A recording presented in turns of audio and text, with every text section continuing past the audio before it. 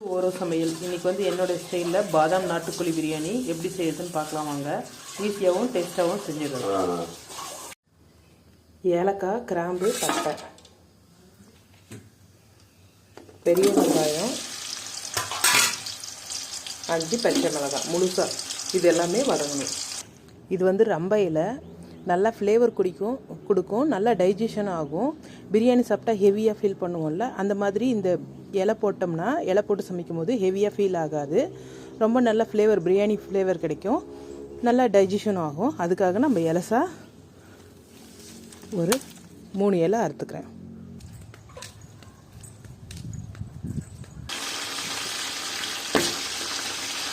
இது வந்து நல்லா வதங்கினதுக்கப்புறம் நான் எடுத்துருவேன்.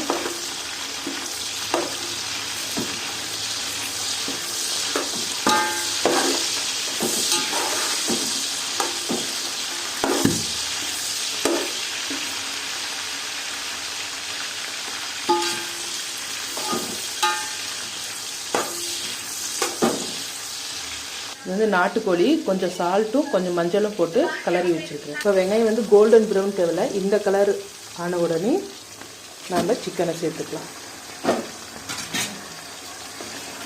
இப்போ நான் வீடியோவில் காமிச்ச சிக்கன் தான் கட் பண்ணி எடுத்துருக்குறோம். இந்த சிக்கன் வந்து உப்பு மஞ்சள்லே வந்து நல்லா வதங்கிட்டு தண்ணி விட்டு திரும்பவும் தண்ணி ட்ரை ஆகணும், அந்த அளவுக்கு நல்லா வதங்கணும். அப்போ தான் பிரியாணி வந்து நல்லா ஃப்ளேவராகவும் இருக்கும், சிக்கனில் வந்து நல்லா உப்பு ஊறி இருக்கும். சிக்கன் வதங்கிறதுக்குள்ளே நான் ஒரு 20 பாதாம் வந்து தோல் உரிச்சு எடுத்திருக்கேன். அதாவது வந்து 1 கிலோ சிக்கனுக்கு 20 பாதாம், 10 காஷ்மீரி சில்லி, இது வந்து நல்ல கலர் கொடுக்கும், 10 வந்து வரமிளகாய், கார மிளகாய். இது எல்லாமே கொஞ்சம் தண்ணி விட்டு நல்லா நைஸ் பேஸ்ட்டாக வந்து மிக்சியில் அரைச்சி எடுத்துக்கணும். மெயின் இன்க்ரீடியன்ஸு இதுதான் நல்லா பிரியாணிக்கு ரிச்னஸும் டேஸ்ட்டு கலர் எல்லாமே கொடுக்கும். இதை வந்து தண்ணி விட்டு நல்லா நைஸாக அரைச்சி எடுத்துக்கணும். பாருங்கள், இந்த மாதிரி கொஞ்சம் தண்ணி விட்டுருக்கோம், இது ஃபுல்லும் நல்லா ட்ரை ஆகும். இந்த மாதிரி நல்லா பேஸ்ட்டாக அரைச்சிக்கலாம். பாருங்கள், ஆரஞ்சு கலர் சூப்பராக இருக்குது. நம்ம காஷ்மீரி சில்லி போட்டோம் இல்லையா, அதனால நல்ல கலர் கொடுக்கும், பிரியாணியும் ரொம்ப நல்ல கலராக இருக்கும். பாருங்கள், இந்த மாதிரி சிக்கனில் இருக்கிற தண்ணியெல்லாம் ட்ரை ஆகிட்டு வெறும் எண்ணெய் மட்டும் வந்துருச்சு. இப்போ வந்து நம்ம என்ன செய்ய போகிறோன்னா இஞ்சி பூண்டு சேர்த்துக்கலாம். நான் எல்லாமே 1 கிலோ சிக்கனுக்கு 1 கிலோ சிக்கனு, 1.25 கிலோ சிக்கனுக்கும் 1 கிலோ அரிசி, 200 ml ஆயில், அதுக்கு வந்து 200 கிராம் வெங்காயம், இஞ்சி பூண்டு வந்து 200 கிராம் இருக்கணும். இதை வந்து ஃபஸ்ட்டு கொஞ்சம் சிக்கனில் வந்து வதக்கிக்கலாம். நல்லா ஆயிலில் வந்து ஃப்ரை ஆகணும் இஞ்சி பூண்டு. நம்ம ஃபஸ்ட்டு வந்து ஆனியன் போட்டோம், அது ஃப்ரை ஆன உடனே இப்போ வந்து சிக்கன் போட்டோம். சிக்கன் வந்து நல்லா கொஞ்சம் ஒரு 50% வந்து எண்ணெயிலே வதங்கிருச்சு. இப்போ தான் நம்ம இஞ்சி பூண்டு பேஸ்ட் போடுறோம். இஞ்சி பூண்டு பேஸ்ட் வந்து 100 கிராம் பூண்டு, 100 கிராம் இஞ்சி தனித்தனியாக அரைச்சி சேர்க்குறோம். முன்னாடியே அரைச்சிருக்கக்கூடாது, ஃப்ரெஷ்ஷாக நம்ம எப்போ பிரியாணி செய்கிறோமோ அப்போ தான் அரைக்கணும். அப்போ தான் அந்த ஃப்ளேவரும் டேஸ்ட்டும் நல்லாயிருக்கும். நான் சிக்கனில் கொஞ்சம் கல்லுப்பு போட்டேன், பத்தலை, அதனால் இன்னும் கொஞ்சம் போடுறேன்.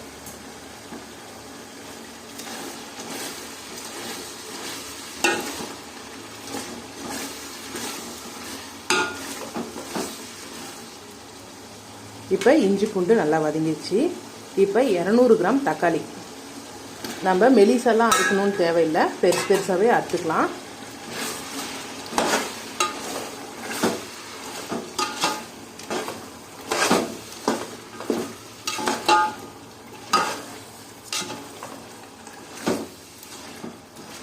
இப்போ வந்து அரைச்சி வச்ச மிளகாய் பேஸ்ட்டை சேர்த்துக்கலாம்.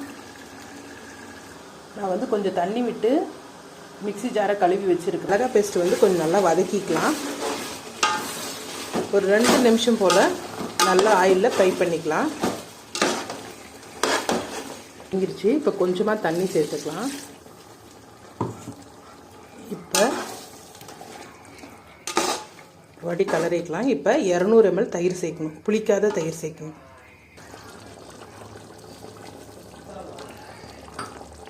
தயிர் வந்து கட்டி இல்லாமல் நான் உடச்சி சேர்த்துருக்குறேன்.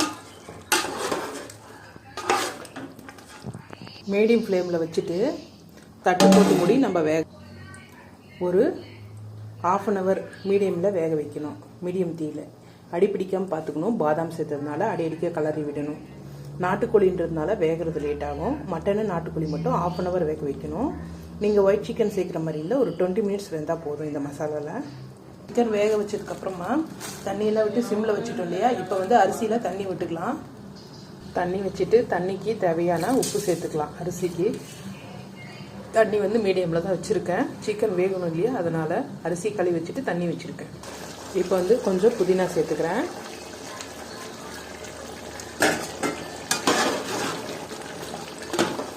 இந்த மாதிரி ஆயில் வந்து பிரிஞ்சு வந்தால் சிக்கன் வெந்துருச்சுன்னு அர்த்தம்.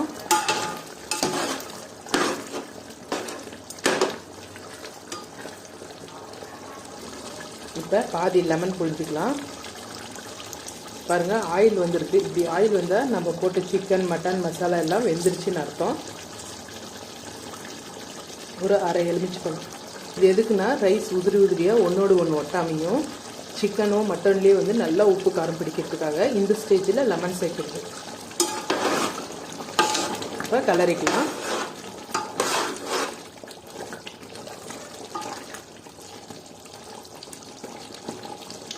கொஞ்சம் ஹை ஃப்ளேமில் வச்சுட்டு கொதிக்க வச்சுக்கலாம். சிக்கன் வந்து வெந்துருச்சு, அதனால் நான் வந்து இன்றைக்கி வீட்டு ரைஸு பொன்னி ரைஸ் தான் எடுத்துருக்குறேன். நீங்கள் புல்லட் ரைஸ் கூட எடுத்துக்கலாம், ஜீரா சாம்பார் கூட சேர்த்துக்கலாம். இது வந்து ஒலை கொதிக்குது. இப்போ வந்து சிம் பண்ணிவிட்டு அரிசியை சேர்த்துக்கலாம். அரிசி வந்து கொதிக்கணும். உப்பு சேர்த்தாச்சு. இது அடி பிடிச்சிடக்கூடாது, அதனால் நம்ம அப்பப்போ கலரி விட்டுக்கலாம்.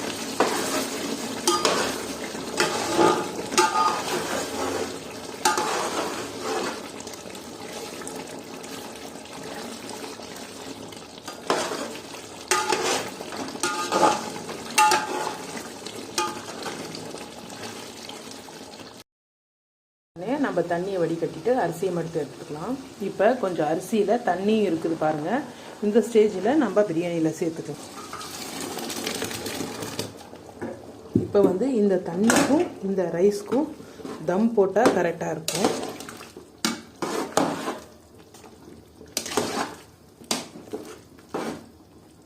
இப்போ மேலே கொஞ்சம் கொத்தமல்லி தூவிடலாம்.